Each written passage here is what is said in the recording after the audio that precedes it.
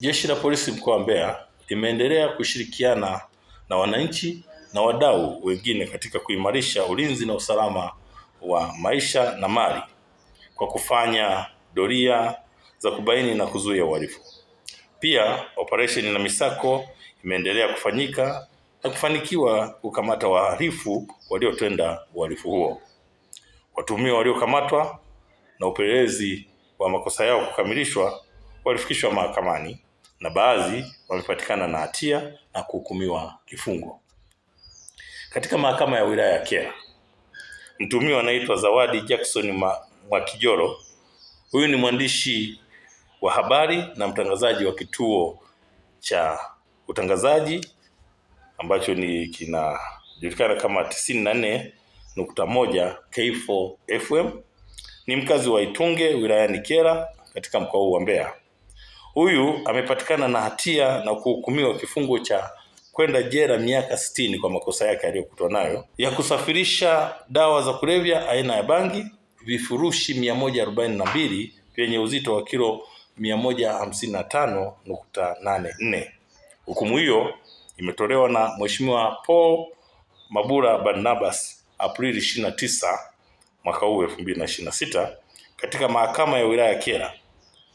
Inaelezwa kuwa mshtakiwa alitenda kosa hilo tarehe 2 mwezi wa pili mwaka 2025 na alikamatwa na askari akiwa anasafirisha dawa hizo kutokea katika kivuko kisicho rasmi kinachojulikana kwa jina la Januari kwa ajili ya kupeleka maeneo mbalimbali nchini kufanya biashara hiyo haramu.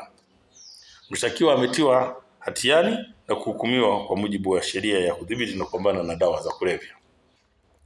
Aidha, mtuhumiwa mwingine ambaye anaitwa Yesaya Watson Mwakyoma, huyu mkazi wa Kafundo wilayani Kyela katika mkoa huu wa Mbeya, naye katika mahakama hiyo ya wilaya ya Kyela amepatikana na hatia ya kuhukumiwa kifungo cha jela miaka 30 kwa kosa la kubaka alilotenda dhidi ya mtoto mwenye umri wa miaka 7 ambaye ni mwanafunzi wa darasa la pili.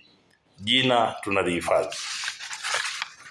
Hukumu hiyo imetolewa na Mheshimiwa Paul Barnabas Aprili 29. Kabla ya hukumu hiyo ilielezwa kuwa mshtakiwa alitenda kosa hilo Machi 10 mwaka 2025 baada ya kumkuta mtoto huyo akiwa anacheza na watoto wenzake katika makazi ya mtuhumiwa.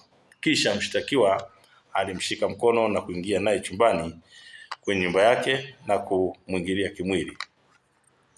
Mwendesha mashtaka wa serikali wakili Brice Case akiwa mahakamani hapo aliomba mahakama kutoa adhabu kali kwa mujibu wa sheria ili iwe fundisho kwa watu wengine wenye tabia kama hizi ili kutokomeza vitendo hivi vya ukatili dhidi ya watoto katika jamii.